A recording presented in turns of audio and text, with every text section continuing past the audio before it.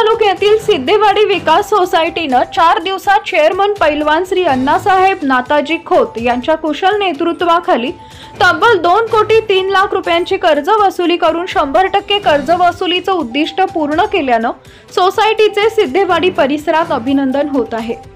याबाबत अधिक माहिती अशी की सिद्धेवाडी विकास सोसायटीला 30 जून 2025 अखेर 2 कोटी 3 लाख रुपये कर्ज वसुलीचं उद्दिष्ट होते।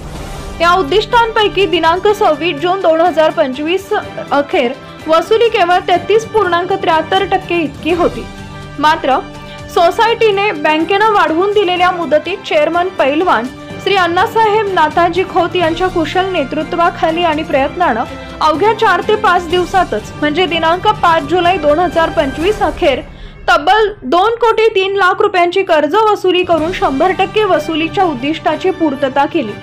याबाबत बोलताना चेअरमन पैलवान अण्णासाहेब नाताजी खोत यांनी शासनानं दिलेल्या कर्जमाफीच्या खोट्या आश्वासनामुळे सभासद गाफील राहिले। यामुळे सोसायटी कर्ज वसुली 60%हून अधिक थकीत राहिली होती।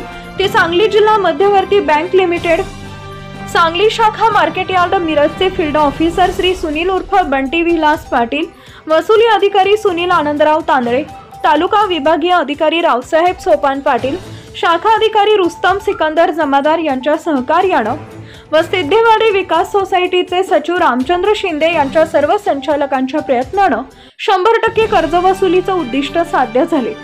शासनानं घोर फसवणूक केल्यानं वसुलीसाठी आम्हाला रात्रंदिवस मेहनत घ्यावी लागली। मात्र सभासदांनी व बँकेच्या अधिकाऱ्यांनी अनमोल सहकार्य केल्यानं आम्ही सलग 5व्या वर्षी 100% वसुलीचं उद्दिष्ट पूर्ण करू शकलो, असं पैलवान श्री अण्णासाहेब खोत यांनी सांगितले। यावेळी बोलताना बँकेचे फील्ड ऑफिसर सुनील उर्फ बंटी विलास पाटील यांनी कर्ज वसुलीसाठी सिद्धेवाडी विकास सोसायटीचे चेअरमन अण्णासाहेब नाताजी खोत यांनी व त्यांच्या सहकार्यांनी केलेल्या प्रयत्नांचं कौतुक करून माहिती दिली। यावेळी बोलताना फील्ड ऑफिसर बंटी पाटील व सिद्धेवाडी विकास सोसायटी चेअरमन पैलवान अण्णासाहेब खोत म्हणाले की जिल्हा मध्यवर्ती सहकारी बँक लिमिटेड सांगली शाखा मार्केट यार्ड संलग्न श्री सिद्धेश्वर विकास सोसायटी लिमिटेड सिद्धेवाडी या संस्थेला 30 जून 2025 अखेर वसुलीचे उद्दिष्ट 2 कोटी 3 लाख 4 हजारांचे दिलेले होते। दिनांक 26/6/2025 अखेर शासनाच्या धोरणामुळे किंवा बाकीच्या कारणांमुळे संस्थेची वसुली फक्त 33.73% होती।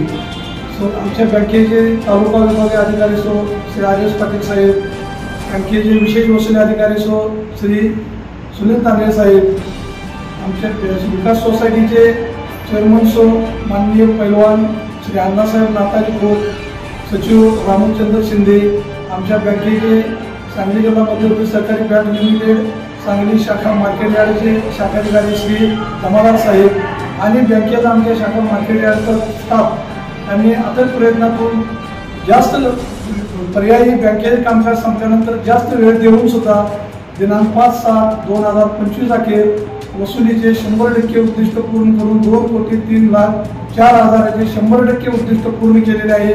त्याबद्दल मी श्री संस्थेचे चेअरमन पैलवान श्री माननीय अण्णासाहेब नाताजी खोत यांचे अभिनंदन करतो मी।